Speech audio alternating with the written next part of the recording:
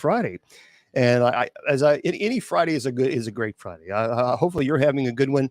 We're having a good one over here. Yes, this is a jack-o'-lantern. So for people like, oh, yeah, I can't believe you got a jack-o'-lantern. Okay, whatever, get over yourself. So but it's you have to do that because so many people think that they can tell you how to live your life. And it's like, okay, no. For those of you on TikTok, you can't see, but here it is. This is actually one of the movie props on Halloween 2. So from the actual movie, there's written Halloween 2 opening credits, jack-o'-lantern 1 of 3. So there we go. Pretty cool. Let me just open this up to everybody to make sure it's open up for everybody on Facebook. And that way they can see it as well. All right, everybody. Welcome to the presentation. Thank you so much for being here. And the sound. That's right. The sound. Yeah. Hold on. Yep, I failed miserably, didn't I?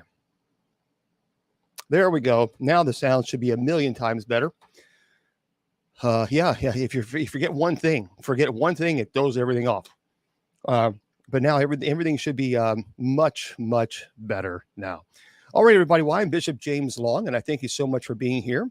A happy Friday to you, wherever you are in this world. Hopefully you're going to have something, do something good for yourself this weekend, whatever it might be. Just go chill. Just go chill and do yourself a favor. Turn off the news. Turn it off. I know you want to stay in tune. I get it, but just turn it off. Well, hello there, David. And hello to everybody.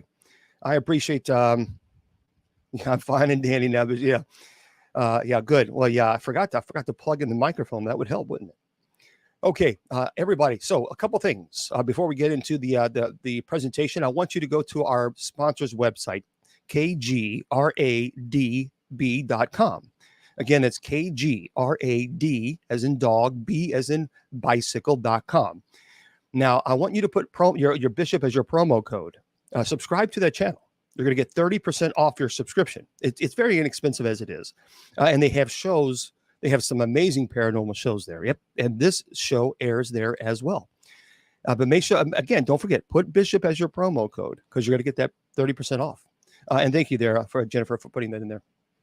Also, you can go to my website, bishopjameslong.com.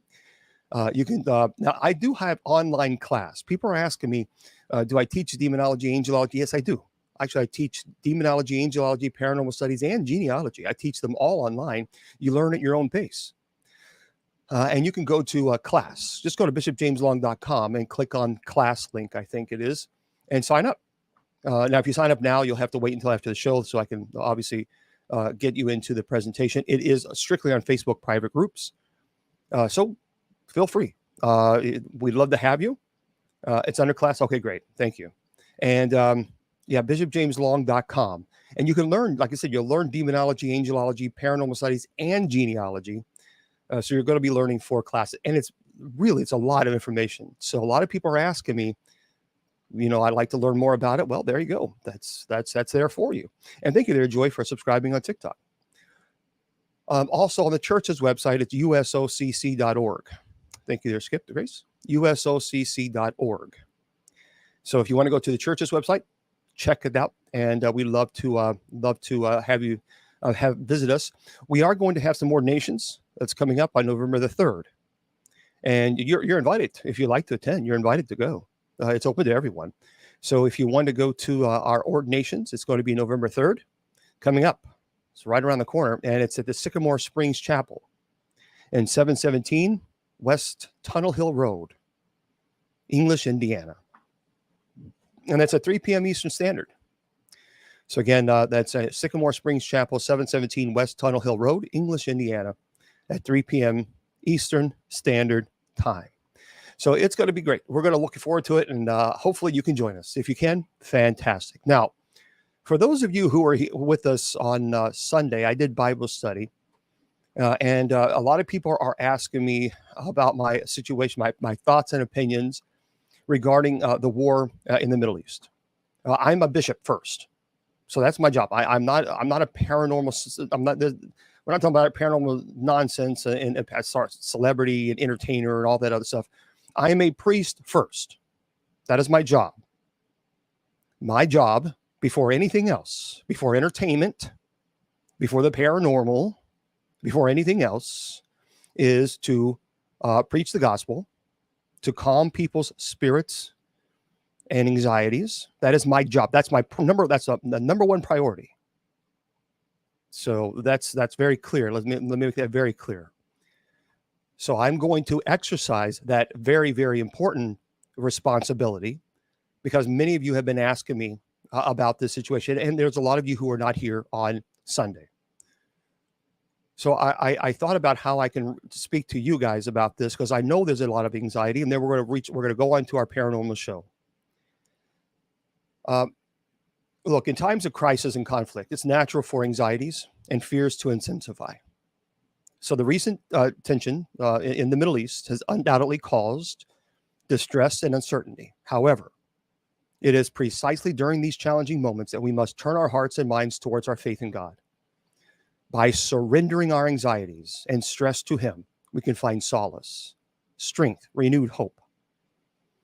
Look, my job is to encourage you to keep your faith in God intact during these troubling times. Resist the temptation to succumb to fear, the rumors, and sensationalism on social media. You know, in times of global turmoil, it is crucial to remember that God is sovereign over all things. He's aware of every situation, conflict, and every individual is involved. And despite the chaos that we witness, God is in control. We have to trust in His divine plan to bring us comfort and perspective, enabling us to relinquish our worries and place our hope in His guiding hand. You know, during times of crisis, it's natural to be overwhelmed by anxiety and stress. However, our faith in God offers us a profound sense of peace. By seeking His presence through prayer, meditation, reflection, we can experience the calming reassurance that surpasses all understanding.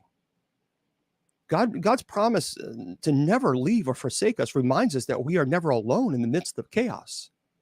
You know, in today's interconnected world, misinformation and fear-mongering can spread rapidly like a disease, particularly through social media platforms. It is essential to discern and filter the information we consume, especially during times of crisis, rather than succumbing to baseless rumors, engaging in speculation. We should hold steadfast to our faith. God's truth remains unchanged, and He calls us to embrace discernment and wisdom, aligning ourselves with what is righteous and just. Look, in times of conflict, it's easy to let anger, resentment, and prejudice sometimes to take hold of our hearts and minds. However, as believers, we are called to a higher standard. So instead of adding to the division and animosity, we must respond with love, compassion, understanding. And by embodying these virtues, we become beacons of hope in a world desperately in need of unity, healing, and reconciliation. During times of crisis, the support of faith, of a faith community, can be invaluable. And joining together with fellow believers can provide solace, encouragement, practical help.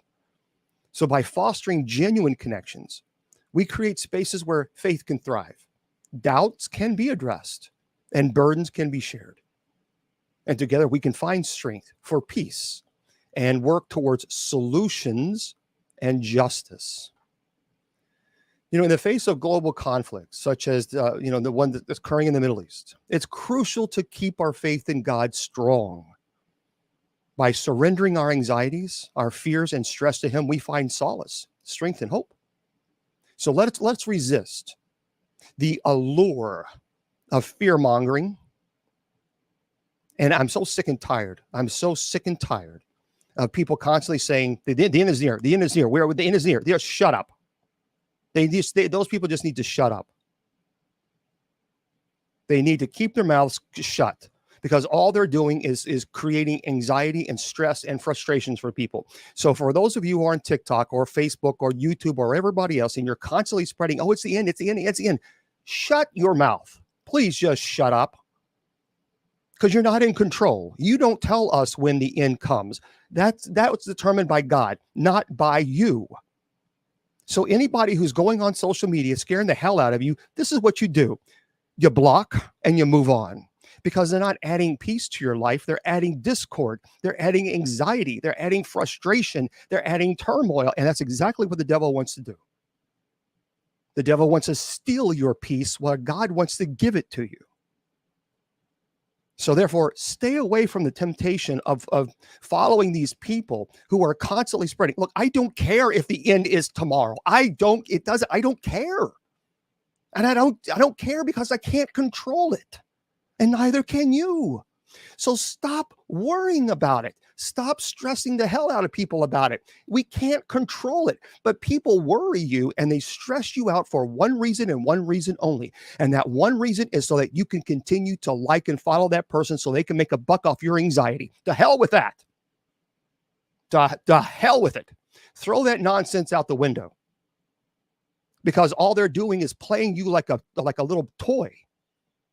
Because they love to frighten people. They love to scare you. I don't care if the end is tomorrow. I don't care if it's next week. I don't care. It doesn't matter. What matters is that we together have to band together and say, no, enough of this. Enough of this scare tactic. Enough of the fear-mongering crap. You don't know when the end's going to come any more than anybody else does. So stop saying that, like, your Euphrates Rivers is coming up and this country is going to come over. And well, shut up. Really, just shut up. What crystal ball are you looking through? It's all nonsense. And when I say it's all nonsense, is these people who are going on social media saying this and spreading the fear. That's not what the Bible is about, folks. Thank you very much. It's not. The Bible is not about fear. And if anyone's trying to instill fear within you, then they're reading a different book than the book that I know of as the Bible. We must seek God's guidance, trusting in his sovereign plan. And as we navigate through these troubling times, let's be beacons of faith, love, and compassion, cultivating unity and actively working towards peace. And with God's grace, we can overcome our trials and emerge stronger, both individually and collectively. Please stop listening to these fearmongers, because all they're going to do is steal your happiness and steal your joy. Do not give them the power to do that. Okay, so that is my soapbox for the night. That's it. That is it. But again, these are important things that I have to address as clergy. And it's important. It's important. So tonight, yes, it is Friday. It is Friday, but again, this is my number one job. That's my number one job. Not Paranormal Fridays, not entertaining, but to offer some type of peace of mind to people, because the world is taking your peace of mind away. That is true. Okay. Yeah, I don't know anything about third eyes and all that stuff, so that I definitely would not be the right person. Okay, so let me. Here's what we're going to talk about. We're going to talk about two things tonight. We're going to talk about smudging, and we're also going to talk about the history of Halloween. And again, if you don't like Halloween, if you think it's a pagan whatever, and if you think that it's terrible that I have a little moon behind me and even a little pumpkin there, if you okay. And so this is, some people just go to the extreme. So tonight I'm going to give you a little bit of history lesson on Halloween and how in the world have we come? Where do we come from this Halloween that we tradition, because we have to do it, I believe Jesus and his mother as one. There is only one God, three persons, one God. Jesus and his mother are not one. Jesus' mother is not God. What you can do is you can send me a message there on Facebook, and I'll be more than happy to again. Well, I tell you what, send me a message on Facebook. What? Mary is not God. So Abderham, send me a private message on Facebook, and I'll be happy to speak to you privately about that. Because tonight is Paranormal Fridays. Okay, let's talk about the fascinating history of Halloween. And as we approach this spooky season, it's the perfect time to delve into the origins and evolution of this beloved holiday. So hopefully, I'm going to teach you and explore the ancient roots of Halloween, its transformation throughout the centuries, and the customs, the traditions associated with it. And so let's jump into the thrilling journey into the past. And for those of you who are on TikTok, if you're offering gifts to the ministry, thank you for doing that. I sincerely appreciate that. If you're liking the video, thank you as well. If I don't thank you for the gifts, I apologize. It's just because I have two different computer screens running at the same time. So, but anyway, okay, let's talk about the ancient origins for a second. Okay, our story begins thousands of years ago with the ancient Celtic festival known as Samhain. Now, by the way, it is not Samhain. That is an incorrect pronunciation. That, by the way, Samhain was pronounced in television shows and movies. And unfortunately, in one of my the Halloween movies, they kept saying Samhain. It was like, it's not Samhain. It's Samhain. That is actually how you say Samhain. That is the correct pronunciation. Don't believe me? Go on Google Translation or Google Pronunciation. Okay. So it's Samhain, not Samhain. Okay. What kind of watch am I wearing? Why? What does that have to do? What does that have to do with Halloween? I'm wearing a Santa Claus watch. There we go. Santa Claus watch. Merry Christmas. Okay. Samhain marked the end of the harvest season and the beginning of winter in the Celtic calendar, which was celebrated on the night of October the 31st. Well, pretty cool. It was believed that on this night, the boundary between the living and the dead were blurred, and spirits could freely roam the earth. That's why a lot of people believe that during Halloween, that the veil is thinnest during Halloween. Many people believe this. That's why, because it comes from the Celtic festival. To ward off malevolent spirits and honor the deceased, the Celts actually lit bonfires and wore costumes made from animal skins. And they also left food and offerings outside their doors to appease the spirits. So this ancient festival laid the foundation for many of the customs that we associate with Halloween today. And again, hopefully I love history, so maybe you'll find interesting. So with the spread of Christianity, the Celtic festival of Samhain underwent a transformation. In the 8th century, Pope Gregory III designated November the 1st as All Saints' Day, also known as All Hallows' Day. And the night before, October 31st, was known as All Hallows' Eve, which eventually became Halloween. And the Christian influence brought new elements to the celebration. So the practice of honoring saints and martyrs on All Hallows' Day merged with the existing Celtic customs.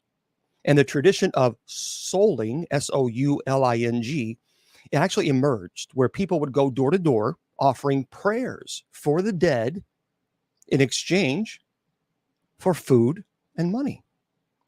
And this practice later evolved into the modern day tradition of trick-or-treating. Isn't that pretty cool? Okay, I'll get your questions, guys, after this. At the 8 o'clock hour, I'll open it up to everybody. Thank you, Shelley. I'll open it up to everybody, and we'll get your questions then.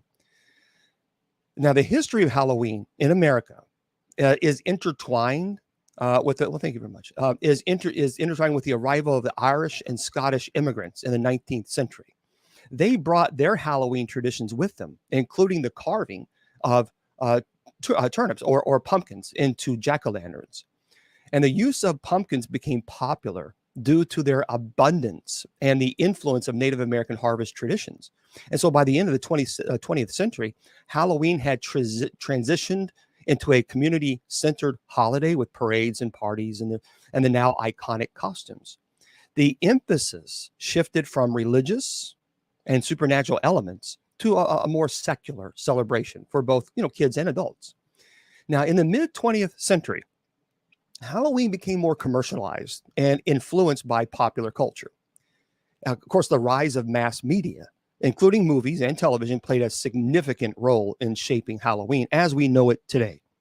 Classic horror films, such as those featuring vampires, werewolves, zombies, inspired countless costumes and decorations. Trick-or-treating became a widespread tradition, with children going door to door to neighborhoods, dressed in costumes, while collecting candy. And Halloween parties, haunted houses, festive events have all become integral parts of the modern celebration. Now, while Halloween is most commonly associated with Western countries, its popularity has spread globally. So in recent years, actually, Halloween has gained traction in various parts of the world, including Asia and even Latin America. However, each culture often incorporates its own unique customs. So I want to dive a little bit deeper into the ancient origins of Halloween. I'll get your questions in just a second, guys. Just hold on. At 8 o'clock, I'll answer your questions. But right now, I'm giving a lecture on Halloween. Okay. As mentioned earlier, the ancient Celtic festival of Samhain played a significant role in laying the foundation for Halloween. See, the Celts, they inhabited areas of present-day Ireland, the United Kingdom, France. They celebrate Samhain on the night of October 31st. As I mentioned, it was a festival. It marked the end of the harvest season and the beginning of the new winter. It's also known as the Celtic New Year. So the Celts actually believed that on the night of Samhain, the boundaries between the world of the living and the world of the dead was blurred. In other words, the veil was thinnest. And they believed that the spirits of the deceased would return to earth along with other supernatural entities. And this belief led to customs and rituals aimed at appeasing and warding off these negative spirits. So what they did, as I mentioned earlier, bonfires, they had lots of bonfires. It played a central role in the Samhain celebrations. The Celts would actually light large bonfires, huge, to provide warmth, of course, and light during the long winter nights. And these fires were also believed to have protective and cleansing powers, driving away evil spirits. And people would gather around the bonfires wearing costumes made from animal skins and heads and engage in various rituals and, yes, divination practices. So additionally, the Celts would leave food and offerings outside the door because, again, as I mentioned, they wanted to pacify the wandering spirits. They didn't want to insult them. And they believed that by providing these offerings, they could ensure the goodwill of the spirits and protect their homes and crops from malevolent forces. So obviously they're going to put food out there. They're going to appease the spirits, and they think that those spirits are going to protect their crops from evil. It's pretty cool when you think about this, because you can actually, you can actually picture people doing this. So the concept of divination, because I have to discuss this because it is a part of that culture. The concept of divination was also closely associated with Samhain. So, to be fair, because I'm always I try to be as impartial as I possibly can when I talk about history, it was believed that during this time, the veil between the worlds was so thin that it was possible to gain insights into the future.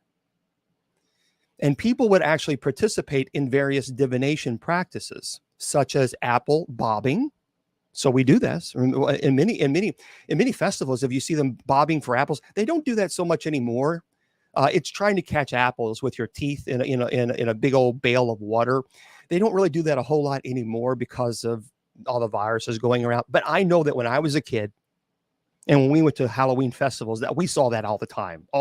And now to think about it, that is kind of nasty.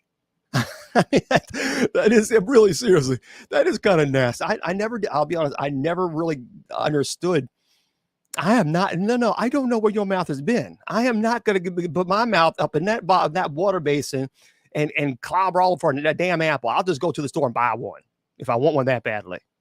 But seriously, I mean, people would bob their head and just, but people did it all the time. It's just a different world though, wasn't it? It's a different world than when I was growing up to what it is now today. So you remember that? A lot of people remember that. So Sonori says, you remember that as a kid? Yeah. And oh, you do? And by the way, for those of you who are on TikTok, I'm going to turn the chats on for everybody at 9 p.m. Eastern. Okay. So just to let you know, I only do sub chats for the first hour because the people who subscribe, obviously, this is one of the perks for the show. But at 9 o'clock, I'll open it up I'm sorry, not 9, at 8 o'clock, 8 p.m. Eastern, I'll open it up for everybody. Okay. So just stay with us on it. But oh, yeah. So a lot of you have seen it. Okay. I never really, no, I never, I always had a thought like, I don't know if that person brushed their teeth. I don't know. No, I'm not going to, no. Maybe that's why I'm fat, bald, and celibate. Okay.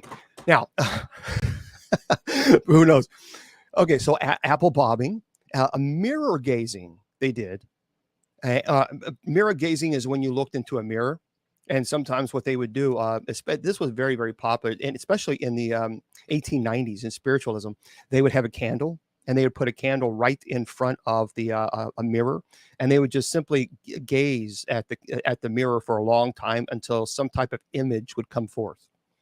So mirror gazing or performing rituals to predict marriage, prospects, or fortune. Remember, this was a different world. This was a different time. So crops was very important for them. I mean, it's not like they could just turn on the news and see what the meteorologist is saying, what the weather's going to be for next week, right, folks? I mean, they didn't have that. So they look towards nature. They look towards the wives' tale. They look at this type of activity where they think that somehow they're going to get inside information for their crops. So you have to understand their perspective before you judge and condemn.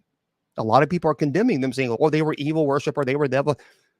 Okay, but if you were during this time and your livelihood depended on the weather and depended on crops, and your culture taught that this was okay, that this was not evil, that this was a way to find out if your crops are going to fail, well, then you have to understand the cultural belief.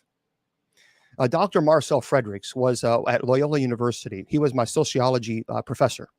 Brilliant sociologist. If you've never read him, if you're interested in sociology, his name is Dr. Marcel Fredericks. He graduated from Harvard University. That man was just a walking brilliant computer. And he created what's called the SCP module, the society, culture, personality, and how society, culture, and personality actually combine creates the identity or the essence of the human. Brilliant sociologist. I was so blessed to have several classes with him. Dr. Marcel Fredericks is his name, from Loyola University in Chicago. So when the Romans captured the Celtic territories, their own festivals began to merge with Samhain. And no, it's not Samhain, Samhain. So one such festival was Feralia, which was held in late October to honor the dead. And there's another named Pomona, which is a Roman goddess of fruit and trees. From Pomona, we get the association of apples with Halloween as a symbol of the harvest. Pretty cool stuff, isn't it? It's important to note that the details of these ancient Celtic celebrations and rituals are not extensively documented, and our understanding of them is based on limited historical accounts and folklore, to be fair. However, it is through these ancient traditions and beliefs that the roots of Halloween as we know it today began to take shape. So now let's explore how Christianity influenced the evolution of Halloween and the emergence of a new customs and practices. Okay, so let's do this. So the Christian influences on Halloween was huge. In the 8th century, people always want to condemn Halloween, but then when I start talking to them, okay, so then explain to me why. And they have no idea. They have no idea the history as to how Christianity influenced Halloween. So I'm going to teach you. In the 8th century, the Catholic Church sought to Christianize pagan festivals and customs, including the Celtic festival of Samhain. Now, so what happened was that Pope Gregory III designated November the 1st as All Saints' Day, also known as All Hallows' Day, to honor all saints and martyrs who did not have a specific feast day. So the evening before October 31st, came to be known as All Hallows Eve, which, as I mentioned earlier, that evolved into Halloween. So by aligning the new Christian holiday with the existing pagan festival, the church aimed to provide a religious alternative and transform the meaning of the celebration. The intent was to shift the focus from pagan beliefs and practices to Christian context. And with the introduction of All Hallows Eve, Christian elements began to intertwine with the existing customs and traditions. Like, for example, the practice of souling, Souling, emerged during this time. So what would happen was poor Christians would go door to door offering prayers for the dead in exchange for soul cakes, Soul, soul cakes, which were small round cakes made with spices and currants. And the practice later evolved into the modern day tradition of trick-or-treating. And during the medieval period, mumming and guising also became associated with All Hallows Eve. Mumming, by the way, Mumming, that involved wearing costumes and masks while performing plays or songs, often with themes of death and the afterlife. So guising referred to the practice of dressing up in disguises and going from house to house, singing or performing in exchange for food or other treats. Isn't this pretty cool? So when I was doing my history lesson on this and doing my research, I thought, man, that is really cool. I didn't know this. That's pretty cool. I'm a history nerd. I love history. So this to me excites me. So as Halloween continued to evolve, new Christian traditions and customs became, again, it was really, they pushed it hard with the intertwining with the festivals. That was important. The use of soul lights, Soul, soul lights or candles placed in hollowed out turnips or hollowed out turnips or later pumpkins began to symbolize the troll. Listen, did you know this? Listen to this. So what they started doing is they would place soul lights, Soul, soul lights or candles, and they placed them in they were turnips, but later became pumpkins. And the reason is they did that is because that began to symbolize the souls trapped in purgatory. I did not know that when I was doing my research. Like, well, that's pretty cool. I didn't know that because I've always wondered, how do we get a candle? How do we start that? Well, that's what had happened. It symbolized the souls trapped in purgatory. So these carved vegetables eventually transformed into the iconic jack-o'-lanterns that we know today. So it's what they would do is they would put for each soul that they would pray for, they would put these candles inside the jack-o'-lantern, and they would offer prayers for that soul that is trapped, and that is because in their ideal of purgatory. Pretty neat. Now, and that's how we know the jack-o'-lantern today. So it's important to note that while the church attempted to Christianize Halloween, some pagan elements persisted and blended with the new Christian traditions.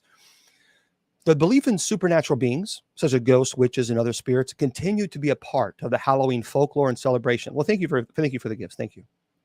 So Christian influences on Halloween brought about the establishment of All Hallows Eve, the practice of souling, Souling, and the emergence of trick-or-treating, as well as the incorporation of soul cakes, mumming and disguising and putting on costumes, and performing and then getting a trick or a treat. And these Christian elements combine with the ancient Celtic customs to shape the evolving holiday of Halloween. Now, I want to explore how Halloween made its way to America and how it has evolved in modern times. So we understand what happened with Pope Gregory. Okay, that makes sense. So how did we go from there to get to where we understand it as today, right now? Well, good question. I'm glad you asked. So we're going to delve into Halloween in America. Halloween's arrival in America can be traced back in the mid-19th century. It's closely tied to the migration of Irish and Scottish immigrants. These immigrants brought with them their Halloween traditions and customs, merging them with the existing American harvest celebrations, which we had at that time. Harvest was very important. Harvesting was your bread and butter. So what happened was Irish immigrants in particular played a significant role in shaping the American Halloween that we know today. See, they brought the tradition of carving turnips or potatoes into lanterns, often depicting faces or scary faces or figures, and placed them in windows or outside their homes. They did that to ward off evil spirits. However, the availability of pumpkins in America led to the shift from turnips to pumpkins for carving, giving rise to the iconic jack-o'-lanterns, because there were so many pumpkins in America versus the turnips. And during the 19th century, Halloween in America was primarily a community-centered holiday. So neighbors would come together to celebrate the harvest parties. Storytelling, even fortune-telling games was really big in the 19th centuries. And these gatherings included traditional Irish and Scottish customs, such as bobbing for apples, which we talked about. And as Halloween continued, thank you very much. And as Halloween continued to evolve, it became increasingly popular and began to incorporate elements from various cultural traditions. So in the late 19th century, and even in the early 20th century or so, Halloween parties and parades became common, with people dressing up in costumes and masks. And these costumes often drew inspiration from folklore, mythology, popular culture. And of course, the commercialization of Halloween began in the early 20th century. So believe it or not, the commercialization of Halloween didn't just start. It's been around for a while, with production of Halloween-themed postcards, decorations, and even costumes. And the holiday started to appeal to a broader audience, like children and adults. And the emphasis shifted from the religious and supernatural aspects to a more secular celebration focused on community fun and creativity. So trick-or-treating, as we know today, also emerged during that time. It was influenced by the older practice, as I mentioned, of souling, again, where people would go door to door, offering prayers for the dead who were in purgatory in exchange for food or money. And the tradition of children going to door wearing costumes, receiving treats, gained popularity in the United States, really gained popularity in the 1930s and 40s. And then over the years, Halloween became deeply ingrained in American culture. It's celebrated with costume parties, haunted houses, pumpkin carvings, festive events in communities across the country. And additionally, the influence of popular culture, including movies, television shows, and literature, it shaped the costumes and themes associated with Halloween. So in recent times, Halloween has expanded beyond its traditional boundaries. It's gained popularity in many other parts of the world. It's become a global celebration, with each culture often incorporating its own unique customs and traditions alongside traditional Halloween practices. Now, the modern day traditions and traditions and customs associated with Halloween and its global influence. Let's talk about that. It's modern day customs. Well, modern Halloween has evolved into a vibrant, diverse celebration encompassing a wide range of activities and customs. So here are some of the key features of the modern, like a Halloween celebration. You got, of course, costumes and dressing up. One of the most recognizable aspects of Halloween is the tradition of wearing costumes. Children and adults alike enjoy dressing up as their favorite characters or monsters. Superheroes, contests, parades have become popular during this time. Trick-or-treating, as I mentioned, it remains a beloved Halloween tradition. Children, often accompanied by adults, go from door to door in the neighborhoods, knocking, ringing on the bell, saying trick-or-treat, in exchange for the phrase. Instead of singing or praying for the dead, they receive candies and chocolates and other treats from generous neighbors. Look, trick-or-treating provides a sense of community and excitement for both kids and adults. And of course, now we have jack-o'-lanterns. So carving pumpkins into jack-o'-lanterns is a quintessential Halloween activity. Pumpkins are hollowed out, and faces or designs are carved into them with a candle or light placed inside to create an eerie glow. And most of you who are in America, you know this, but there are some people in other countries who may not celebrate, who are listening and watching right now. That's why I'm explaining this. And jack-o'-lanterns are often displayed on porches and windows or in front of houses, adding a festive or spooky ambiance to the Halloween season. Now, there's a lot of haunted houses and Halloween parties. Halloween is a time for thrilling experiences. Haunted houses have become a popular attraction. These interactive and spooky setups offer visitors a chance to experience scares and thrills and in a controlled environment. And Halloween parties, both for kids and adults, are also common, featuring contests and games and decorations. There's also a lot of harvest and fall festivities during this time of the year. And Halloween is closely associated with the fall season and the harvest celebrations, as I've talked to you about the history. Many communities organize fall festivals, hay rides, apple picking, corn maze as part of the Halloween festivities. These activities celebrate the bounty of the harvest season, provide opportunities for family-friendly entertainment. And no, they're not worshiping the devil. Halloween decorations have become increasingly elaborate and creative, from spider webs and bats and skeletons to witches and ghosts and ghouls. Homes and neighborhoods are transformed into spooky spectacles. People take great joy in adorning their houses and gardens with Halloween-themed decorations. They're not worshiping Satan. They're just having a good time, creating an atmosphere of fun and fright. And as Halloween has become more global, different cultures have contributed their own customs and traditions. Like, for example, Dia de los Muertos, which is Day of the Dead in Mexico and other Latin America countries, has influenced Halloween celebrations with its vibrant sugar skulls and the remembrance of the deceased loved ones. And additionally, various Asian countries have adopted Halloween, blending it with their own cultural practices. So it's important to note that specific customs and traditions associated with Halloween can vary from region to region, obviously, and from household to household. But the common thread, I think, across these celebrations is the spirit of fun, creativity. It's a touch of spookiness. And look, we've explored the ancient origins of Halloween, the Christian influences that shaped the holiday, its arrival in America, its evolution into a modern day celebration that we enjoy today. Halloween continues to captivate people around the world, offering a delightful blend of traditions, community, imagination. And it has a lot of, certainly the global influences on Halloween. Halloween has its roots in Celtic and Christian traditions.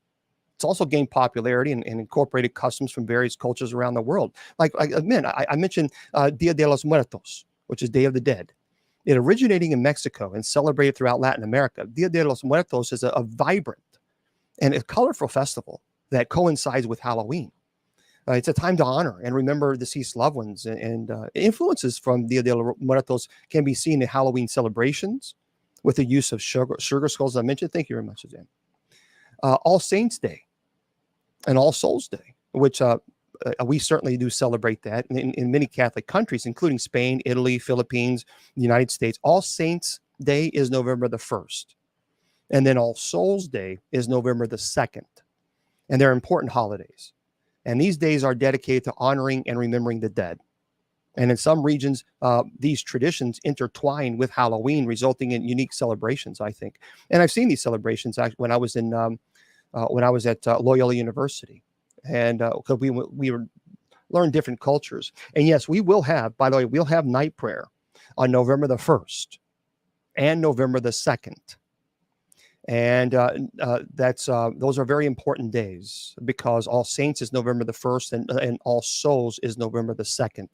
So if you have people that you would like for us to pray for who have passed on, we will do that on November the 2nd. In Asian festivals, in recent years, Halloween has gained popularity, as I mentioned, in Asian countries. For example, like in Japan, Halloween is celebrated with costume parties now and parades and themed events. But they incorporate elements of Japanese folklore and anime culture. And even in South Korea, Halloween has become a festive occasion with costume parties and events, often influenced by K-pop and Korean pop culture. Halloween's origin, as I mentioned, it lies in the Celtic traditions. Some European countries still maintain their own unique customs. In Ireland, Scotland, Wales, ancient Celtic practices such as bonfires, costumes, storytelling continue to be a part of the Halloween celebration. As a matter of fact, in some parts of Europe, particularly in Germany and in Austria, there is a tradition known as like a trick or treat, where kids go door to door singing songs in exchange for treats. They still do that. And of course, the globalization of media and popular culture has had a significant impact on Halloween celebrations worldwide. American movies, television shows, literature have spread Halloween imagery everywhere. Characters from horror films and superheroes and other pop culture icons have become popular costume choices. It's important to remember that while Halloween has gained popularity globally, the specific customs and traditions vary greatly from country to country, and that's okay. As Halloween continues to evolve and gain recognition around the world, it serves as a platform for cultural exchange, creativity, celebration across borders. And with this, we hopefully I've given you enough history lesson on Halloween and exploring its ancient origin and Christian influences and its arrival in America, the modern day customs and traditions, global influences. I think Halloween remains a fascinating and beloved holiday, connecting people through a shared sense of wonder, imagination, and the thrill of a spooky season. So I think that everybody who says, oh, it's all the devil, it's all the devil, it's all the devil, I think we got to relax with that a little bit. After all, when I was a kid, my family celebrated Halloween. And yes, we even had a haunted house at our church, at a Roman Catholic church. And it was one of the biggest haunted houses in the state of Kentucky and one of the most frightening haunted houses in the state of Kentucky. And as a matter of fact, the priest, Father Tom, he was Dracula. Believe it or not, he was Dracula. And he played a pretty good Dracula. But I think we have to be careful with always, oh, it's so evil, it's so terrible, it's so demonic. And yeah, there are some people that take it to the extreme. But after all, it can't be that bad, folks. My family celebrated Halloween when I was a kid. And now today I serve as an exorcist for the United States Old Catholic Church. So I think we have to relax a little bit, take a chill pill, go drink an iced coffee latte, and just enjoy the festivity. Okay. So there we go. Hopefully that helps a little bit, right? All right. I had talked about also smudging. All right, because we are going to talk about that because a lot of people are asking me about that, and we talked about that the other day, but people say, "Can you please?" Because they missed it and they wanted to talk about it. That's fine. There are benefits for saging, smudge, burning sage, whatever terminology you want to call, and I want to talk about that because I don't have a problem with smudging. I don't have a problem with burning sage at all. First of all, my grandmother was Cherokee. I have no issues with smudging. Now, I can understand why some people might say, well, some people take it to the extreme and the dark and all that. Well, you can use anything for evil, malevolent purposes, and misuse for what it was intended to be used for. And so let's talk. As a matter of fact, I want to talk about there are benefits. Actual benefits from burning sage. Now, we talked about this the other day, not too long ago, a couple of weeks ago, actually. And some people had mentioned that there was certain smells that weren't so bad. So I really didn't want to repeat this, but people kept begging and begging and begging. So I said, fine. So let's talk about how burning sage can actually be not so terrible. Look, it's very common in the Native American culture or tribal practice, but it's not practiced by all tribes. And you have to remember, I have sage smudged before, and the reason is of course they had Native American history. They wanted me to do that, and I could not bring my censer. Number one, the censer was misplaced, but number two, sometimes on apartment complexes you cannot burn charcoal. So in the church center, we have a round charcoal, and you have to burn it. And many apartment complexes said, no, we're not allowed to do that. We're not allowed to do it. Nope. I always start at 7 p.m. On my show, I've been doing this for how many? 3 years, right now, 2 or 3 years on this format. It's always been 7 p.m. Okay, I opened the chat at 8 p.m. for TikTok. So there's all kinds of sage. Some smell pretty bad. And I'm not, there's some that's like, oh, I can't deal with it. I haven't really found a particular sage that really, really smells good, because a lot of them just smells terrible. So I can't remember. Some of you offered a suggestion. I forgot what you guys said. I need to write it down. But if you do burn sage, white sage, sage and rose. Let me write this down this time so I won't forget.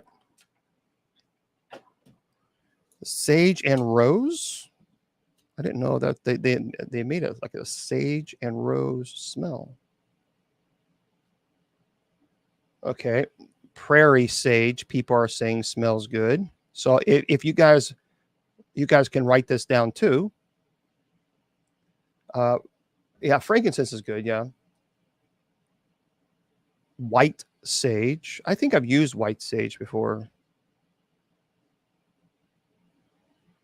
But I bought sage at one time, and I went to a house because they asked me, because they had Native American family, and they said, please, sage, because they live in an apartment complex too.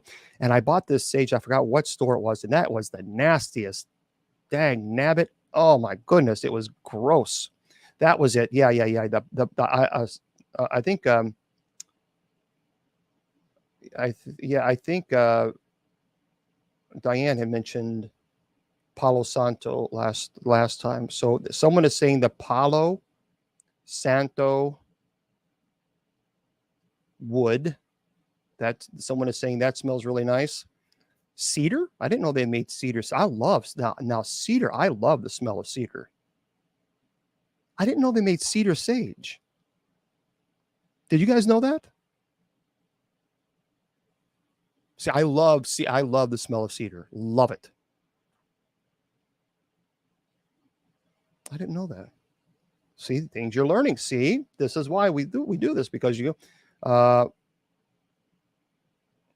yeah, sweetgrass is really good too. Oh, it's not sage. You add to the sage. Oh, you add cedar to the sage. Okay. Well, sage. How Sage Moffat? How do you do that? How would you add cedar to the sage? How would you do that? Can you tell us? Anything they make essential oils for, you can mix with the sage. Just have to look it up. Lavender sage. Well, you guys are having some really great ideas.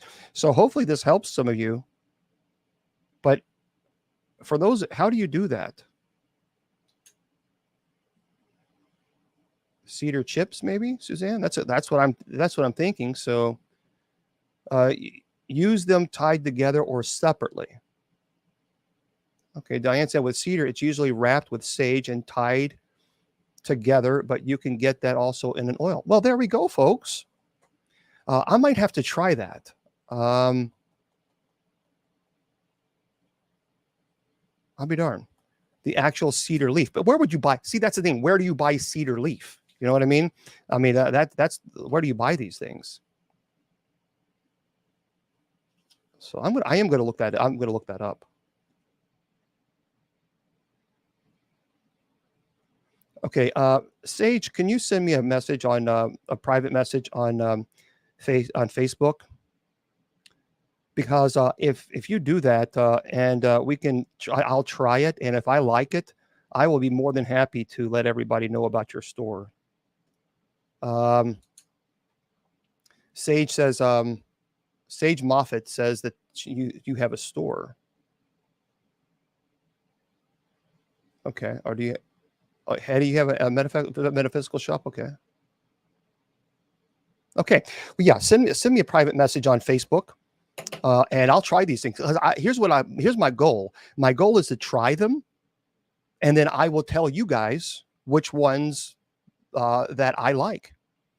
And of course, each person is different. But I go to a lot of people's homes, and I do bless their homes.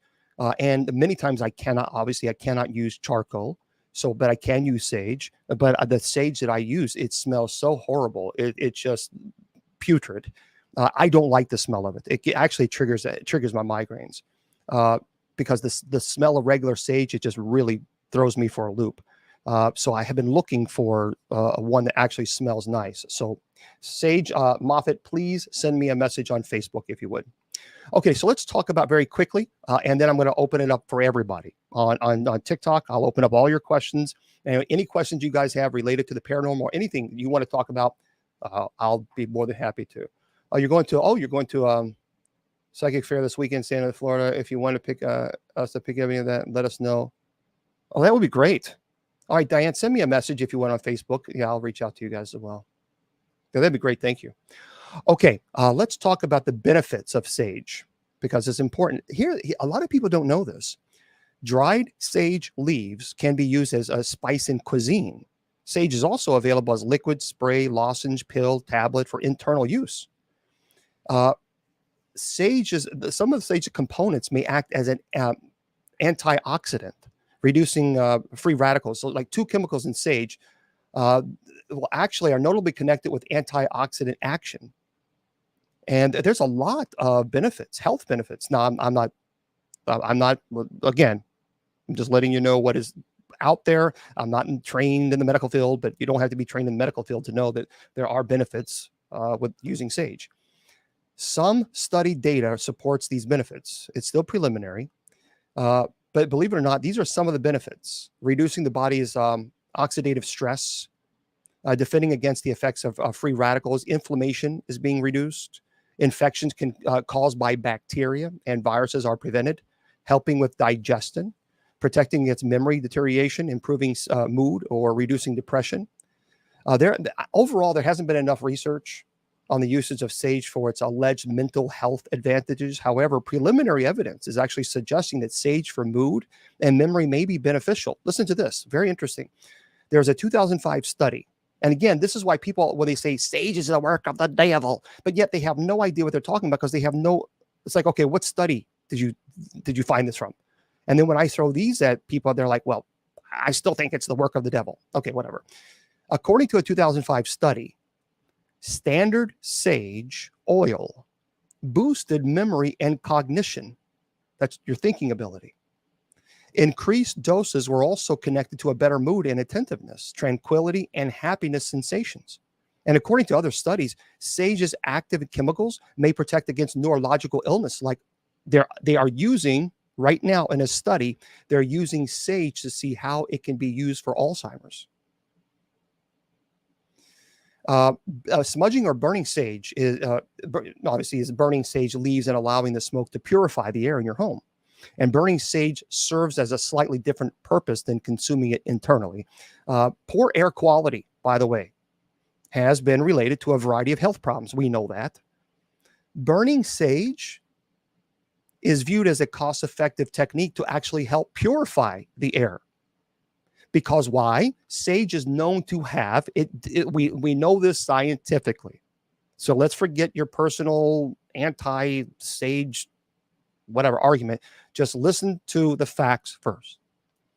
Sage is known to have antibacterial qualities, which aid it kills bacteria, fungi, and viruses. Obviously, it's important to remember that burning sage produces smoke. Duh. So if you have respiratory problems, that could be an issue. There are many alternative medicine practitioners say that burning sage or consuming it internally may aid in releasing negative energy. So we know that the following we know these are advantages of burning sage. It does get rid of microorganisms in the air. It is an insect repellent. There's a belief that it has intuition improvement. Purification of specific items, stress and anxiety are reduced. Mood is improved. It purifies the surroundings. So there's microbial properties are present in the most commonly utilized forms of sage. They keep infectious viruses like bacteria and fungi at bay. White prairie sage, for those of you who don't know, is antimicrobial and antibacterial. White sage is also antibacterial, and both are insect repellent. And smudging has been based on the belief that burning sage clears off spiritual impurities, infections, and obviously insects. Burning sage is said to release negative ions. Has obviously been experimentally confirmed scientifically. It is thought to aid in the neutralization of positive ions. So what are positive ions? Common positive ions, for example, are like allergens, mold, pet dander, dust, pollution. So many people say you should burn sage. That will actually help. But yeah, white sage, absolutely. And so the belief is that you're supposed to wait until the smoke has dissipated before entering the room, which I agree with that. On the other hand, inhaling the smoke when smudging can exacerbate any respiratory problems. So I always tell people, if I smudge, give it some time to settle and then go back in. So obviously, if you have asthma and allergies and bronchitis and other respiratory disorders, you got to be careful. It is used by many people as a spiritual tool. I promised you I would open it up for everybody at 8 o'clock for TikTok. So let me do that because I want to be a man of my word. There we go. Okay. So like a spiritual tool.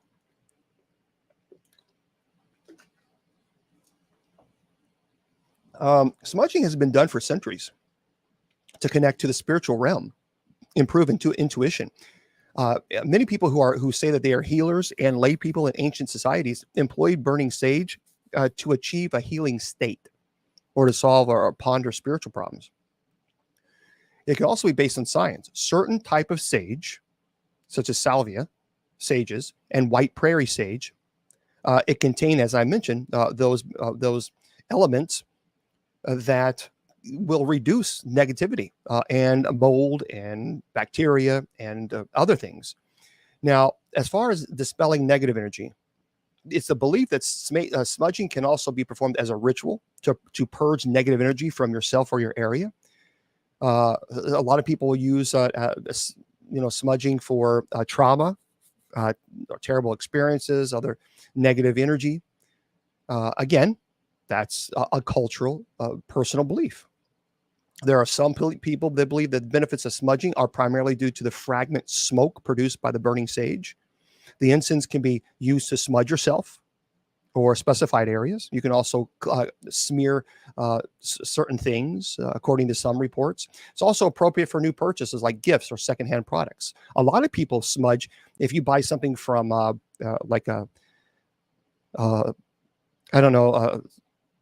you go to a store and it's an old antique store and you're like, I really like this item, but I just want to make sure nothing is attached to it. So many people smudge those type of gifts.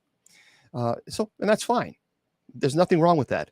There's also people, by the way, there are people who claim that smudging improves sleep quality. Now, I've never used this so I can't verify this. I can't validate it, but I know people who absolutely swear by it. They say smudging has long been used to protect against negative energy that could disrupt sleep. And as a matter of fact, according to some studies, sage has chemicals that may aid with insomnia. For example, garden sage is occasionally used in the same way as white sage. It's also been used to help people sleep better and relax. Now, I don't know. For those of you, I would love to know if you've done this.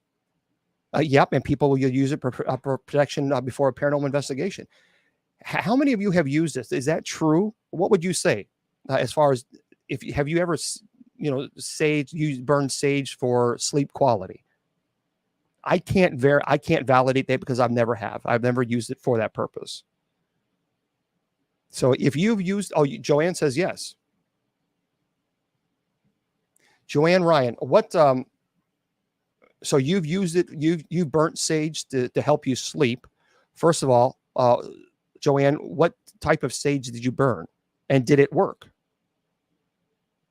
That's a great question. Is it safe for animals? Yes, as long as the animal does, again, just like humans, there's no type of allergies or respiratory illnesses, because the animals can certainly have those as well. About to cleanse my home. Yep, I haven't got, okay. And I have a sage spray. Yep, it works. Okay, so Deb says yes. All right. Well, that's fair enough. That's fair enough. Some people say yes. There's also people who say it helps boost energy levels. Maybe that's what I need to start doing. Because my day starts very early in the morning, very, very early. And so people will use it by getting rid of negative energy from the body, items, spaces that will help welcome newer, fresher, more positive energy. It could, in some ways, be energizing and aid with exhaustion. Joanne says it worked, and she used white sage. So again, Joanne is letting you guys know she used it to help in her sleep, and it helped with her. And that's okay. There's nothing wrong with it.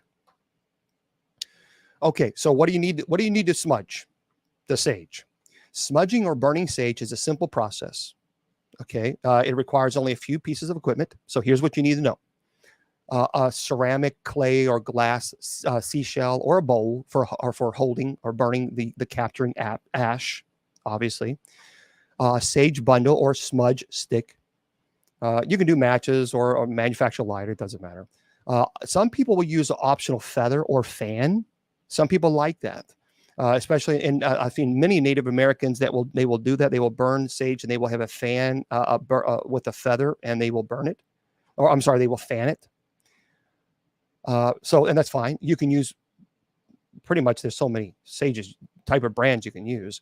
So if you're smudging for spiritual, energetic, or negative negativity clearance, some people say that what you need to do is you need to set the intention before you burn the sage.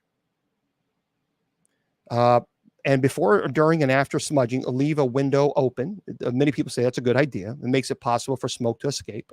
Some people feel that the smoke carries pollutants and negative energy. So there are many people who I've spoken, and there are many people who disagree with that. But I'm giving you what people have told me, not only in the Native American culture, but also in the paranormal community. So they lift the windows open. That's what they do. So while there's a lack of data to back up the practice, there's a few disadvantages to burning sage in your house. In terms of mental health practice, the burning sage is relatively inexpensive. You can find sage anywhere. There's all kinds of places. So to begin, you'll need a container to burn the sage. It could be a bowl or capture the ashes as the sage burns. So you don't want the ashes obviously falling on the ground because it could catch a fire. Okay.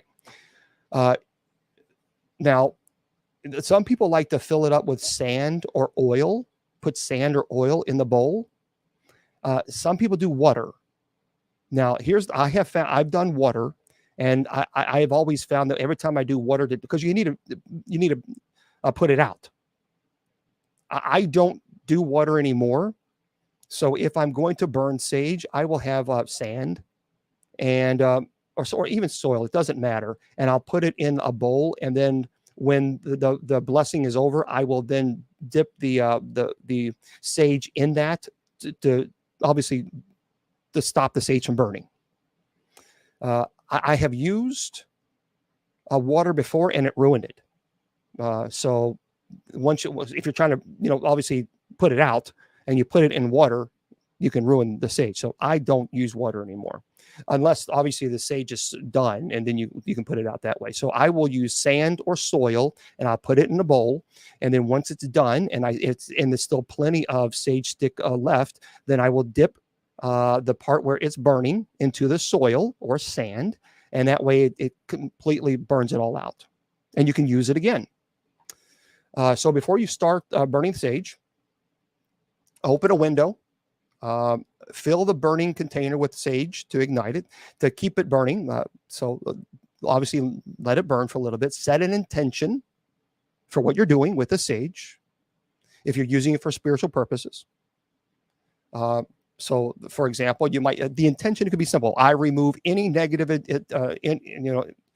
energy within this home, or I remove any negative energy that is attached to me.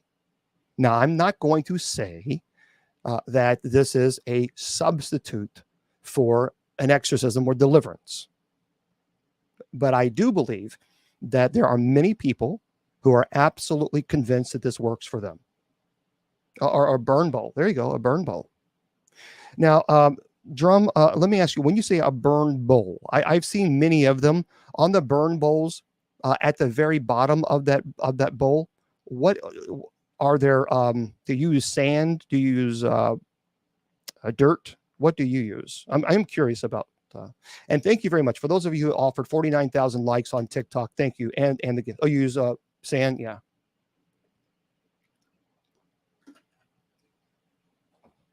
So what you do is you allow the smoke to enter each room that you purify. when I go into an area, and again, if I'm using sage, because I can't use incense, because they live in an apartment complex and they don't allow charcoal to be burnt inside, then I will use the sage and I will say a simple prayer. I remove all energy that is trying to harm this family, that is remaining in this home, and I remove this energy in the name of Jesus Christ, and then I make the sign of the cross. And then I go in 3 times in each room. I lift every single time in every room. The prayer that you use can be a simple, I denounce any negative energy from this space. And as a Christian, because that's what I am, then I call upon Christ to remove anything from this home. Okay. That way, because people want to say, I knew you were into this. And it's like, oh, whatever, be quiet. I have friends that are Wiccan, that are pagan, that are Muslim, that are Jewish, that are agnostic, that are atheists, and I love them all. I love them all. Okay. If you want to smudge like a living space or object or more, so like if you're smudging yourself, your home, which you should. I have no problem with people smudging themselves. None at all. I do. I have no problem with that. So obviously you light the end of the sage bundle. The leaf tips should gently smolder. And with one hand, direct the smoke over your body and space, holding the bundle over the other. So allow the incense to remain on the parts of your body. So, and again, you can say a simple prayer. I remove any negativity, any negative energy, any negative attachment. I always invoke the name of Jesus Christ. Always. Because it's not me. I am not saying that I have the power, that I have the energy. I always call upon God, because I know that if I call upon God, anything and everything is possible with God. And so if I call upon God to remove these items, I know that that's going to happen. And that's fine. So if you're going to go into your home, that's how I would do it. I would go into every single room, and whatever your intent is to remove the negative energy. If you want to, like, for example, if you want to smudge an object, direct the smoke around and over your chosen object. It can be done to shield or eliminate negative energy from the new items, jewelry, furniture, clothing. So if I buy an item that's from an antique store and I want to, I don't smudge it, I bless it. I have oil and holy water that I use. But if I didn't have those items, then I would smudge it, and I bless this item in the name of Jesus Christ. I force all evil. I call all evil to remove from this energy, and I ask the Holy Spirit to descend upon it and to bless the item. Something of this. I do it 3 times. Yep. For Ash Wednesday, I some people have, but no, I don't. I don't. Nestorian. I actually use the palm trees. That's what I do. So, and then of course, after the smudging is over, make sure that the stick is completely no longer burning. You obviously want to make sure that. Extinguish your sage stick after clearing and cleaning it by gently pressing into the shell or a clay dish or a glass bowl. Make sure that if you're having either sand or dirt, it's completely out. And that's obviously important. Now, a lot of people will have different as far as when is the best time to sage.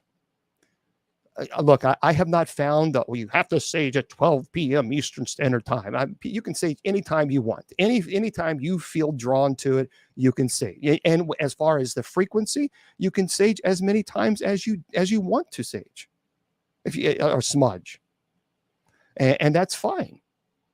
When you detect negative energy and you want to smudge it, then do it. Now, there is a beautiful, for those of you who don't know, smudging has profound origins in Native American culture and ritual. It's an integral aspect of their culture, not in ceremony. Not every single tribe does this, to be fair. But I want to share a prayer that a friend of mine who is Native American, and when he smudges, This is the prayer that he does.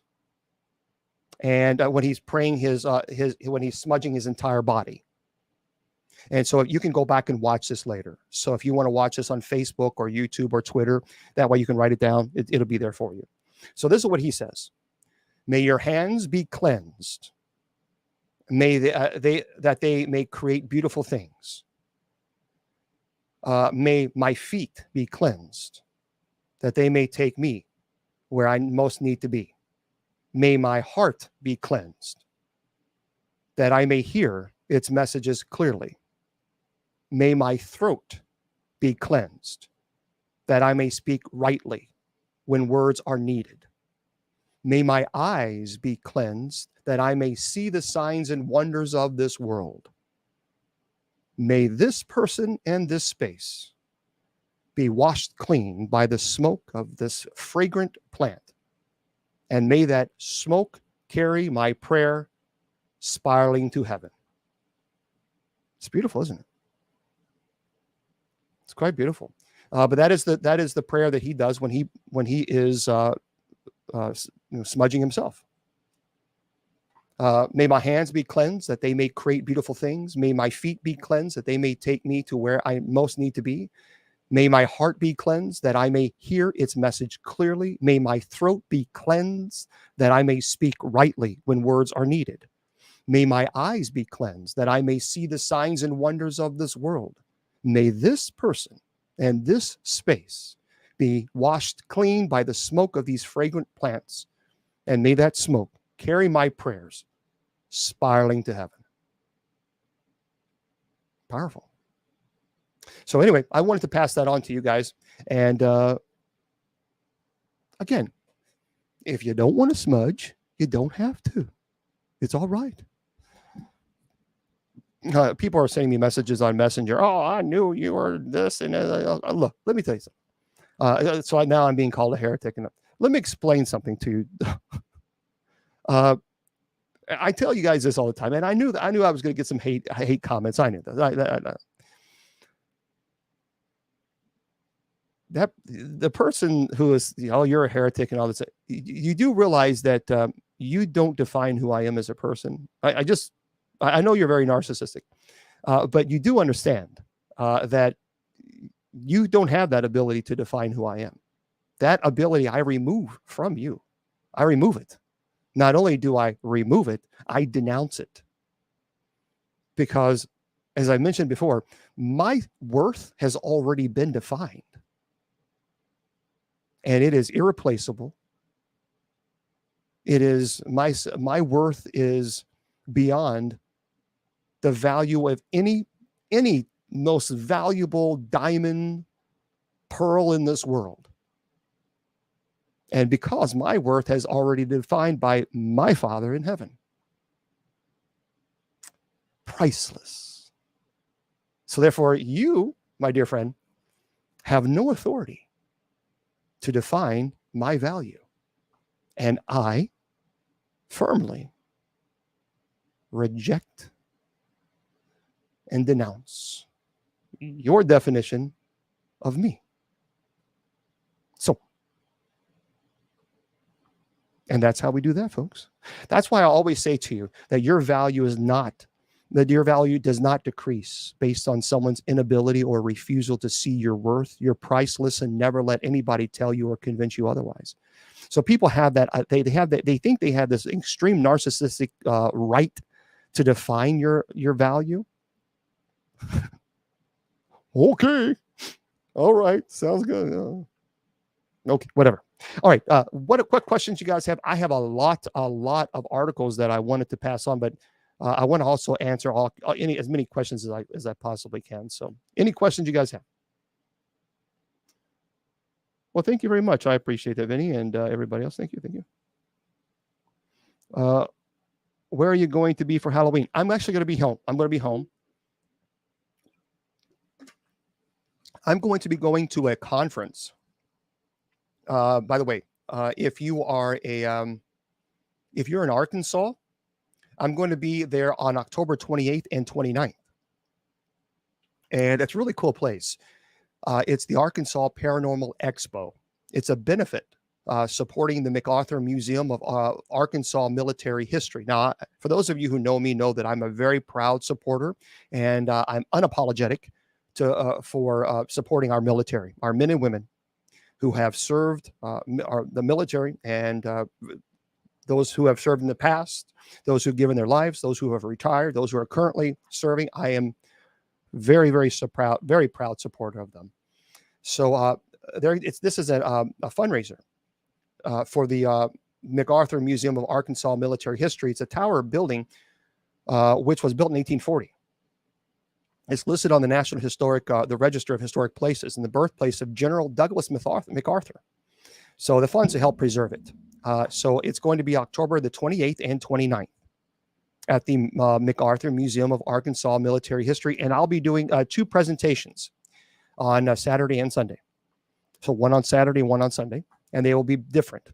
They will not be the same presentation. So if you want to go, it's here's what you need to do: ArkansasParanormalExpo.com. Well, hello there, Ireland. So ArkansasParanormalExpo.com. Okie doke. That is the website, and it's October 28th and 29th. So it's coming up next week. Now, here's the deal. I'm going to try, my allergies kill. I'm going to do my best to be on air next week. So I will do my absolute best. I'm still planning. I can't bring you guys on. I'm sorry. I'm going to do my best that I can to be here next week. I will not be here in this studio. I'll be at a hotel. So I don't know how I don't know how their I need to ask. I don't know how their Wi-Fi is, and I need to find that out. So let me find that out, and I'll let you guys know. Mr. Producer, I'll let you know that too as well. Am I going to be a priest? Yeah, probably. Yeah. No, I'm already I'm already that, but no, I'll be here. I'll be home for Halloween, and then I'll be heading out again. We have ordinations coming up on November the 3rd, and then we have a wedding on November the 4th, and then I'll have a case that I'm dealing with. There is a case right now in Indianapolis. I had a psychiatrist contact me, and she has a client, and there is some really serious activity that's occurring that's quite violent. And I appreciate this. She's a psychiatrist. I really do appreciate her calling, because I work closely with people who are in the mental health field, and she called me and said, "Look, something is going on. I can't explain it. We're giving this individual medication that would knock anybody out. That would, very, very strong medication. The individual is not responding to anything. No, the medications aren't working. Literally, there's nothing. And but anyway, there's a lot more activity going on. So that's in. I'm not really I can't say where it's, but anyway, I'll be probably driving there this coming Monday, and talking to the family, and then figuring out where we need to go from there. Because the psychiatrist has been, she has a medical field. She's a medical doctor, and she can't explain what's going on, because the medications that they're giving her, giving this giving this young adult, I'll just say that, is so strong that there should be some effect, and there's nothing. So, The Devil on Trial. I have not. Is that any good? See, is that if that's I don't watch a lot of possession movies, because most of them are just quite terrible. They're just very, very terrible. Yeah, it does appear that there is that they're from. I haven't read all the case file, because I've just gotten all the information today, and I haven't had the opportunity to even look at it, because my day started at 4 a.m. We'll see. We'll see.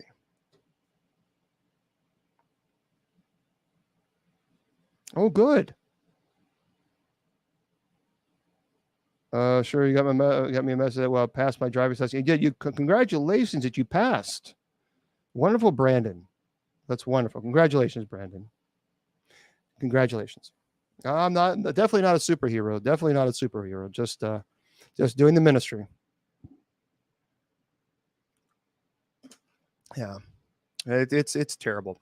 Now, for those of you, here's what I can say without divulging too much information, because obviously I'm not telling the names. Thank you very much. Thank you for the gifts. Thank you. The family was very, very heavily involved in doing some dark magic, some bad stuff, and even using Ouija boards for the purposes of invoking demons. And that's how it started. And so they have been working with, it's not just one psychiatrist, it's a psychiatric team. And the team is just flabbergasted. They have no explanation for, and I'm not going to go into details, obviously, because I can't until I speak to the family, and then I can divulge whatever they're allowed me to divulge. But it's not just one doctor who is involved in this. So, yeah. Do I have more to share? I have more. Water. Okay. Listen to this, everybody. I wanted to. If you like, of course, we have Halloween right around the corner, and if you like spooky music, well, I saw this article and I thought, I got to pass this on to you guys. This is from Sarah Dern. Sarah Dern. And so Sarah says this: with pumpkins, all around on porches and trees turning brilliant reds and yellows, autumn has officially arrived, which means Halloween is just around the corner. But choosing what to listen to this ghoulish season can be tricky. Sure, she says, there are some obvious answers such as Monster Mash and Thriller, but then what? While Christmas overflows with seasonal tunes about Santa Claus and reindeer and Halloween, music is more limited. Where are the songs about demons and ghosts and ladies trapped in trees? To help fill the gap, she says, we asked our readers on Facebook to share their best Halloween songs. And so they've compiled the most spine-chilling responses. So from obviously the Exorcist theme song to murder for Tom Waits' Murder in the Red Barn. So here is a couple of songs they said you gotta listen to. Okay, obviously, we understand. Dracula's Greatest Hits by Gene Moss and Fred Rice.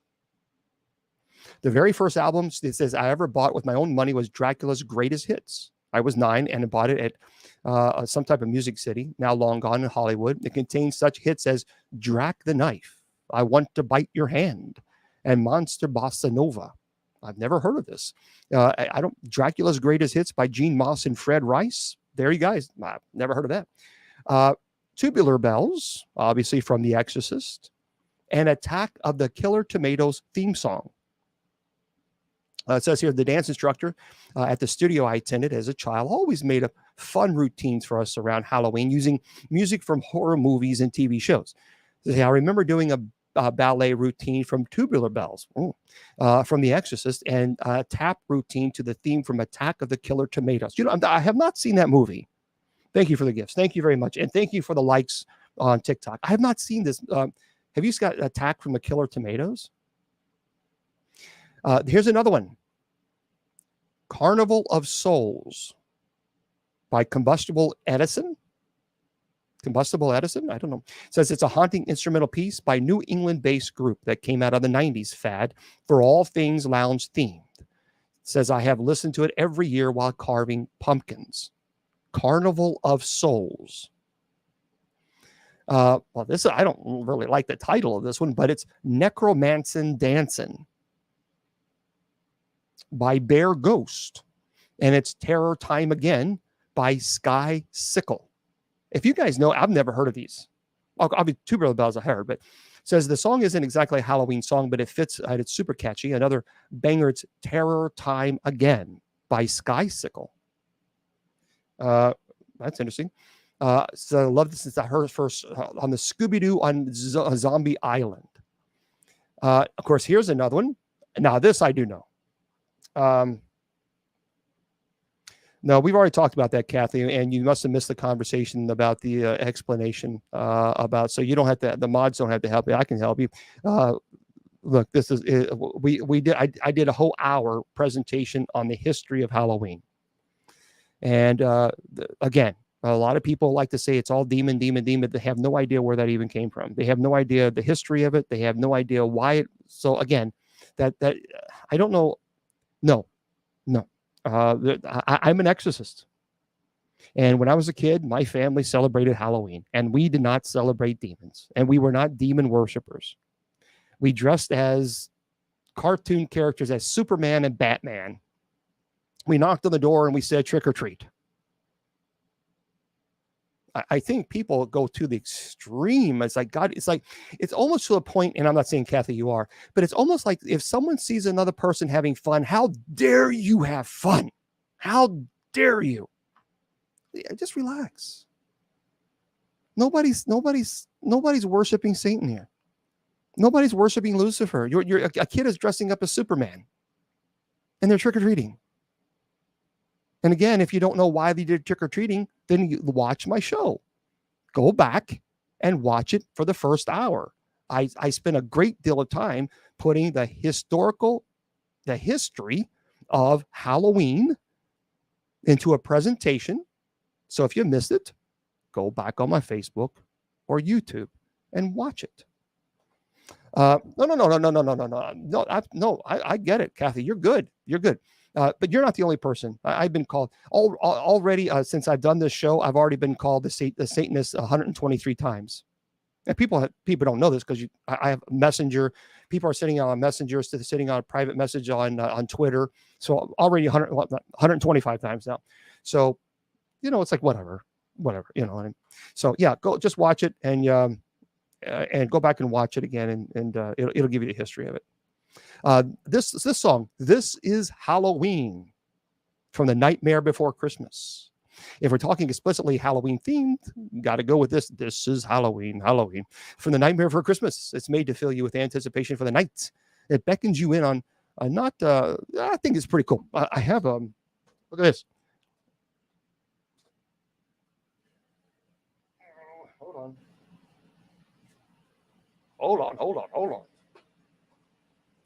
I have all of these. I'm a huge. I loved Halloween, and I have all. There's a bunch of these that I have. I have the. There's a lot of them. The whole collection, and this is original. And so it lights up. Isn't that cool? It's pretty neat, isn't it? Yeah, I know you can't really see it on the Facebook, YouTube, but it lights up there. But anyway, it's perfect. You can really see it there on. But anyway, I have all the locations, the tree, everything that they had that they came out on this. So this is one of my favorite collections. Okay, so this is Halloween. By The Nightmare Before Christmas. Pretty cool. Yeah, it is pretty cool. Those are hard to find. Those are a collector's item. Maybe what I'll do, well, I won't be here Friday. I won't be able to do it. I'll be here Friday, but I won't have them with me. If I can do the show on Friday, I will have a lot of haunted items with me. So I might do the show Friday on haunted items and show you. So we'll see. I agree. So, there's another show called Grim Grinning Ghost from Disney's The Haunted Mansion. Okay, another one is Halloween by King Diamond. Okay, there's another song for you. Personally, I love Midnight Syndicate. Now, Midnight Syndicate are my friends, and so I'm going to say this now. They have given, I had them on my show. They have given me permission to play their songs. So Facebook, I know already you're going to say, "Oh, it's whatever." They always do it. In every single Bible study, they always say that I have copyright violation in every single one of them. So what I have to do is go back, dispute it. Then they say your dispute was accepted because there was no copyright violation. But in every single Bible study, they do it. Everyone. So I know for a fact that they're going to do it. Copyright violation. So Facebook, YouTube, I have permission from Midnight Syndicate to play their music. They were on my show and they explicitly gave me permission to do so. As a matter of fact, Midnight Syndicate said that I can actually use their song to play as for my entrance for Facebook, YouTube, and Twitter, but I'm afraid to do it because I'll get banned. Stupid. Hold on. Yeah, it just drives me crazy when they do that. This is the song they said. Well, they can say that I can play all their songs, but this is the song that they said that that I can use as my introduction. Let me get it. I love Midnight Syndicate. Love Midnight Syndicate. Listen to this.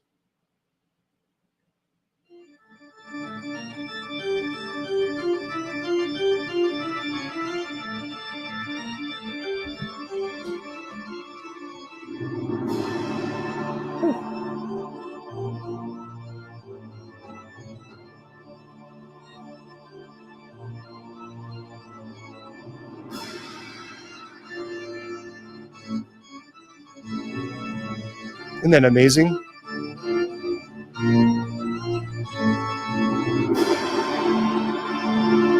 So they have given me permission to use this song as my introduction song for the Sacred Division.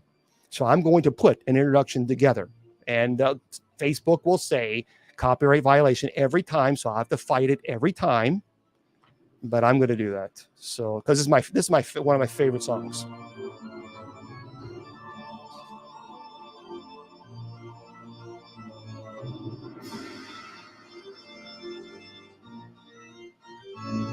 Man, that's awesome.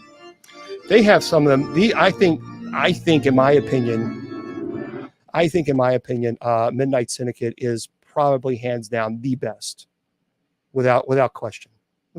And the fact that they're friends of mine, I've had them on my show several times. But if you love music like that, Midnight Syndicate is where you need to go. They're just phenomenal. And again, Facebook and YouTube, I have permission by the owner of Midnight Syndicate to play these songs. Man,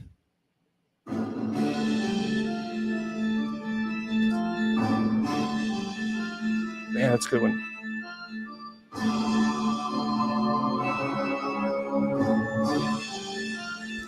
That's the Alchemist Chamber. But they have some really wonderful songs. So if you like that type of music, then you need to definitely get Midnight Syndicate. Syndicate. I think the best. That's my opinion. But there we go. Okay. So here's what I want to do. I know I'm running, get a little tight on time, but that's okay. Here is what I like to do. I'm going to tell you as quickly as I can the most terrifying haunted attractions in all 50 states. So this is my mentalfloss.com. So that way you'll know. Okay. So if you are in a particular area, listen carefully. Alabama, the Haunted Chicken House. It's in Heflin, Alabama. And that according to them, it wins their unofficial award for the most creative backstory. And according to the attraction's lore, the Seven Oaks Chicken Farm took a dark turn in 2003 when a local farmer named Dan imported genetically altered roosters to boost his business.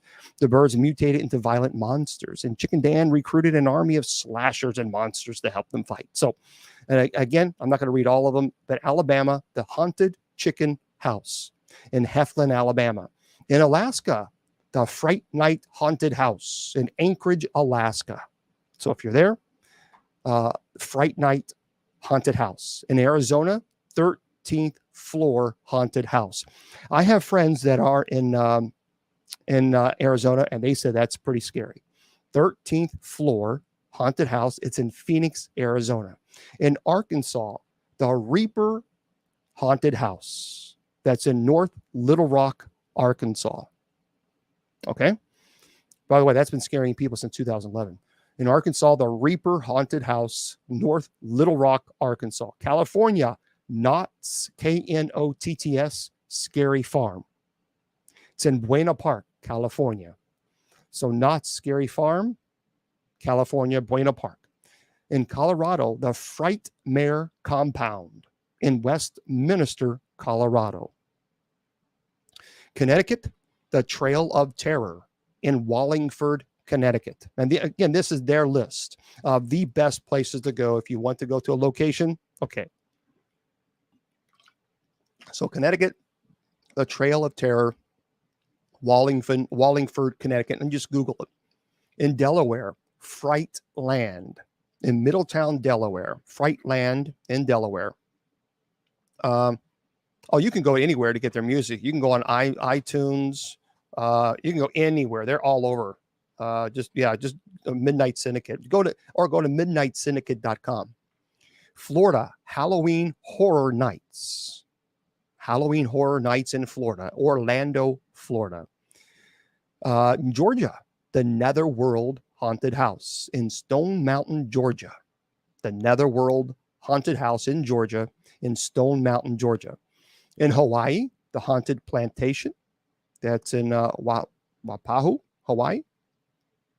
In Idaho, the Haunted World in Nampa, Idaho. Okay. Wow, that's pretty cool. It includes a cornfield, a 700-foot dungeon. Wow. And a 55-foot slide into darkness. Goodness gracious. Okay, so in the Haunted World in Idaho, Nampa, Idaho. In Illinois, the Basement of the Dead. Ooh. Aurora, Illinois. The Basement of the Dead in Aurora, Illinois. Hannah Haunted Acres in Indianapolis, Indiana. Okay, Hannah Haunted Acres in Indianapolis, Indiana. If you're in Iowa, the Slaughterhouse. Des Moines, Iowa. Des Moines, Iowa, Slaughterhouse. In Kansas, the Haunted Canary. That's El Dorado, Kansas. The Haunted Canary, El Dorado, Kansas.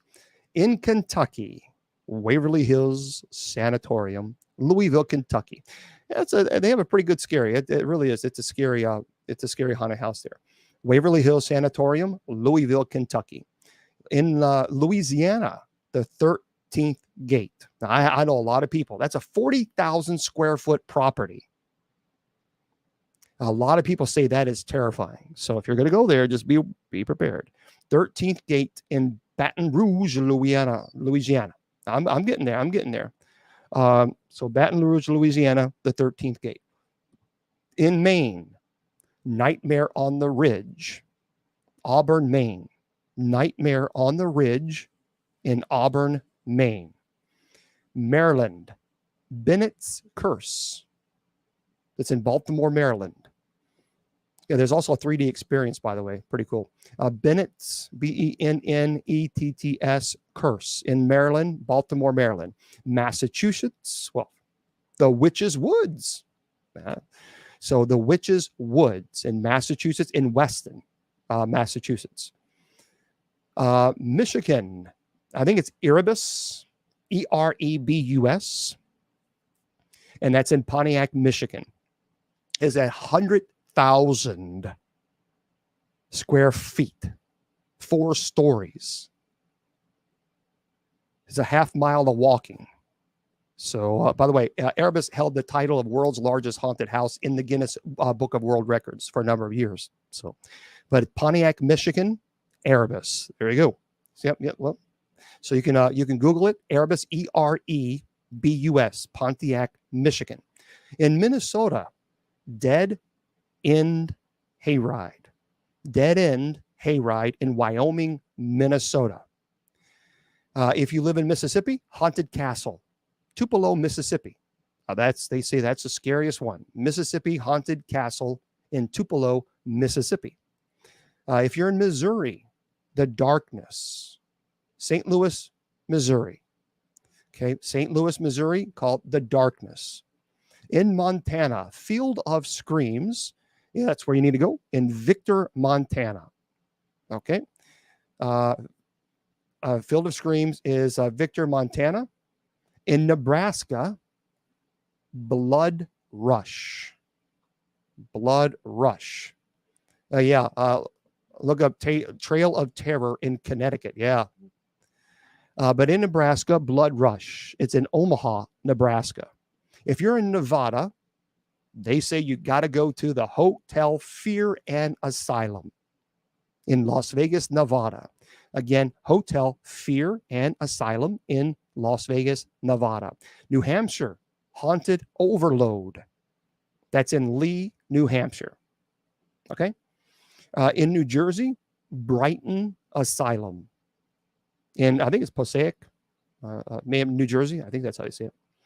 Brighton Asylum. In New Mexico, McCall's Haunted Farm in Marathi, New Mexico.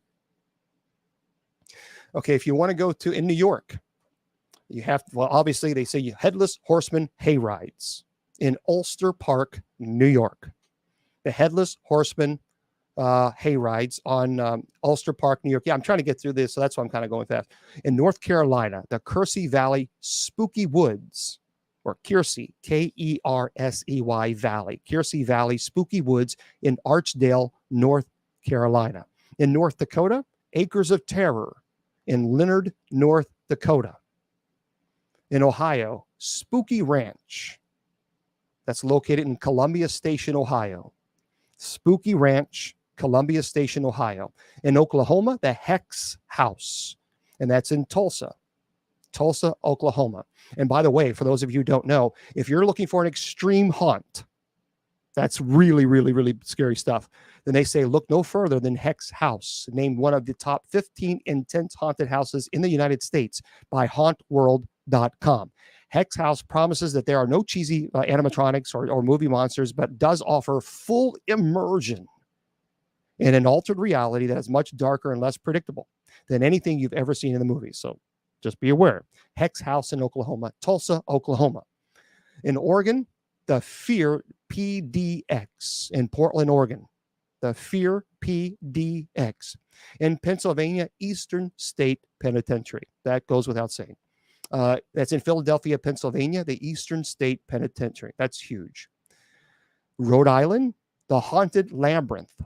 The Haunted Labyrinth. It's in Cranston, Rhode Island. South Carolina, Nightmare Dungeon Haunted House in Greenville, South Carolina. It's a 150-year-old farmhouse. It has more than 40 horror scenes there. So Nightmare Dungeon Haunted House in Greenville, South Carolina. South Dakota, Fear Asylum, Brookings, South Dakota. Okay, Fear Asylum in Brookings, South Dakota. In Tennessee. If you're in Tennessee, then you want to go to Nashville Nightmare. And that's in Madison, Tennessee. Okay, Nashville Nightmare. Texas, Cutting Edge Haunted House. The location is Fort Worth, Texas. Cutting Edge Haunted House, Fort Worth, Texas. In Utah, the Fear Factory. Salt Lake City, Utah. Yep, there you go. Fear Factory in Utah. In Vermont. I've been to Vermont. It's beautiful. Okay, Mr. Producer. Haunted Milton in Milton, Vermont. Virginia, the Red Vein in Ashland, Virginia. The Red Vein, Ashland, Virginia. In Washington, Georgetown Morgue. Seattle, Washington. West Virginia, Fright Nights in Daniels, West Virginia. In Wisconsin, Burial Chamber. Neenah, Wisconsin. Burial Chamber in Neenah, Wisconsin. And Wyoming. Nightmare on 17th Street. And that's in Cheyenne, Wyoming. There we go, folks. That is all your information that you need to know. Nightmare on 17th Street in Cheyenne, Wyoming. Okay? So hopefully that gets you into the Halloween spirit. Okay, I have to, unfortunately, Mr. Producer said you got 4 minutes or so, 3 minutes to go.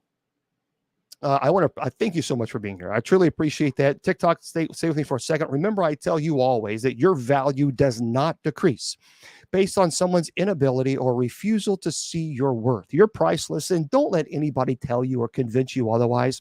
Facebook, YouTube, Twitter, KGRADB Radio. God bless. The Sacred Division has been brought to you by Bishop Long's online paranormal course. Learn demonology, angelology, paranormal studies, and genealogy. It's 100% online, and you learn at your own pace. Please go to www.bishopjameslong.com and click on the paranormal course link.